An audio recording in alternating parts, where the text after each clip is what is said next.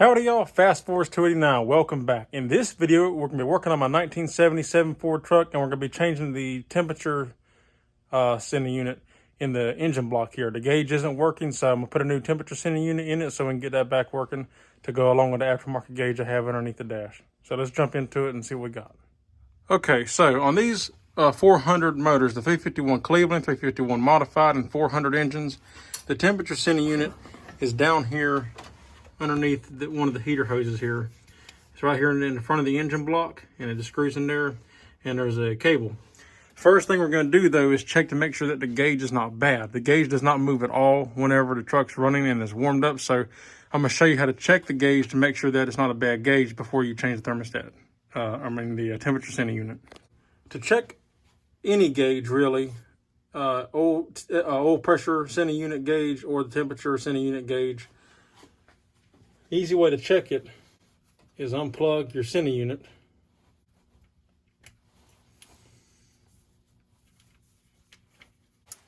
And what you want to do is ground it out and then go turn the gauge on to see if it works. If it works, the gauge needle should go all the way to the max reading. There's hook an alligator clip in there, and then just find the chassis ground somewhere, or you can hook it directly to the battery, either one. All right, here's our temperature gauge. Let's turn it on to see if it goes all the way to the full line, or the high side. And as you can see, it goes all the way up. So that tells me that the gauge is working properly, so we need to change the sending unit. So to change the sending unit, we need to drain the radiator. So I'm gonna go ahead and open the radiator petcock down here, and it's down here at the bottom of all radiators. See, it's right here. This one's plastic. Usually they're like a brass T-handle looking piece, but this one's plastic. Sometimes they're on the driver's side, but usually the passenger side, but usually they're on the driver's side. So we'll go ahead and get that drained up. And a little pro tip is open your radiator cap so then it can let air in to help flow faster. Now you don't have to drain it all the way down. You just want it low enough to get it below that temperature sending unit, so then it doesn't leak antifreeze when you pull it out.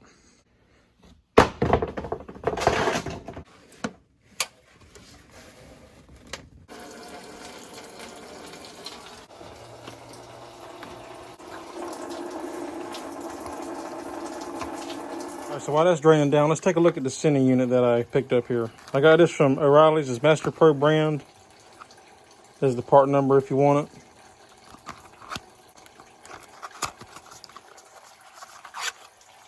And there's the temperature sending unit. And it's good they already supply you with Teflon tape, so you don't even have to worry about putting tape on it. You just take the old one out and put this one right in the hole, hook it up, and you're good to go. Okay, so to get this temperature sending unit out, we need 11/16. I'm gonna use this socket and a ratchet because it's kind of hard to reach down in here with a wrench. So we'll do that and just break it loose. Can't really get on it straight enough with a socket, so I'm gonna try the wrench here. See if I can't get on it with a wrench to break it loose at least.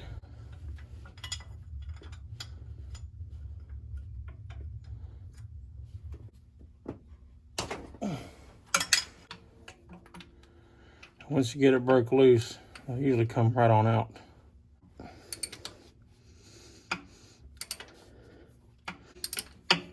Truthfully, removing this top radiator hose would make it easier, but you don't have to. So, and you can remove this hose as well, make it easier.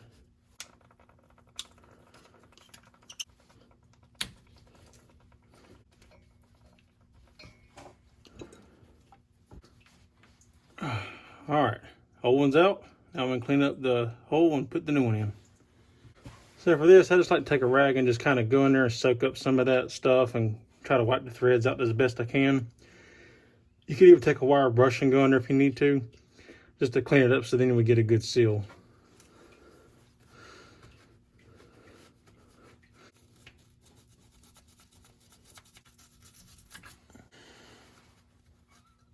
All right, once you got the hole cleaned up, it's just as simple as installing the new one. So,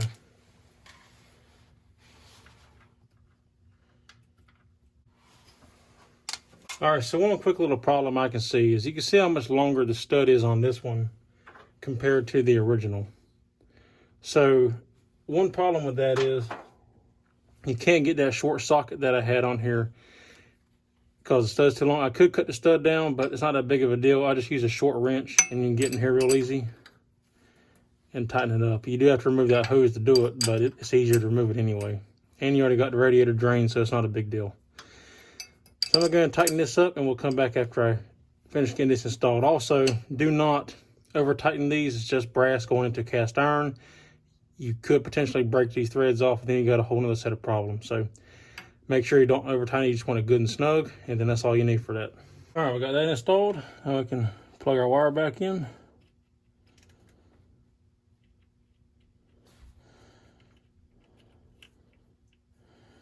Good to go there.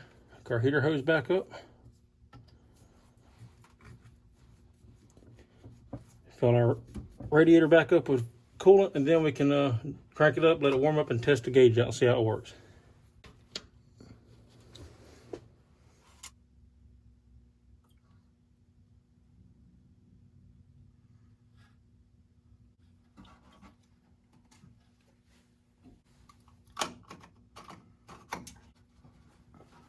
All right, moment of truth.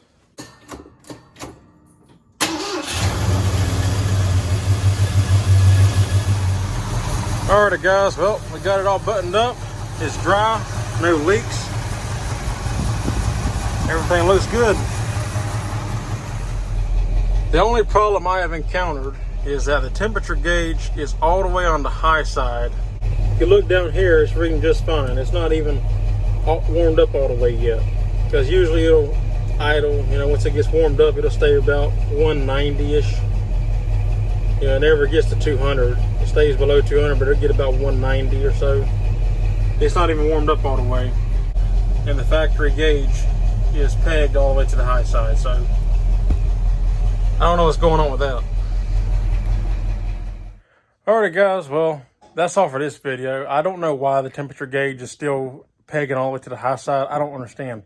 Unless they give me the wrong thermostat or the temperature sending unit, I don't know. But I weren't really that worried about it. I just want to see if I could get the gauge working. I have the one underneath the dash, so it ain't like I have to have that one working. I know what the temperature is when it's running, so it's not a big deal. But I figured I'd give it a shot. Maybe they give me the wrong one. I don't know. I've had it for a while. I got it for this truck, and I've been meaning to do this for a while and just haven't ever got around to it. I did it today, but it is what it is. These things happen. I don't know. Maybe I'll mess with it some later and figure out why it's doing it. But for now, I'm not really worried about it. So the funny thing is, this truck's always started. Never had a problem with it. Never. Always started, ran fine. Thermostat opens, it does like it's supposed to. Not a problem. For some reason today, after I closed everything up and I poured the antifreeze back in and I went to go crank the truck up, let it warm up. As it's warming up, right? The thermostat is not opening. The bottom gauge is not moving, it's zeroed. And at first I didn't know that the factory gauge was not working properly. It was going all the way up, climbing, right? I thought it was working right. I hear antifreeze hitting the floor. Well, usually when that happens, what does that tell you? It's getting hot, right? And it's bleeding out. So I come out, I look, it's coming out of the overflow tube. And you can see here the kind of mess that I got. Look, antifreeze all over the floor from where it was just burping out of that overflow tube, and it just, so, which is what it does when it gets hot, right? Look, the bottom gauge underneath the dash has not moved at all, like nothing. Thermostat didn't open. All the times I've started this truck, it always opens properly. It never has a problem. It idles till it warms up, then you see the gauge pop up, and it's fine, right?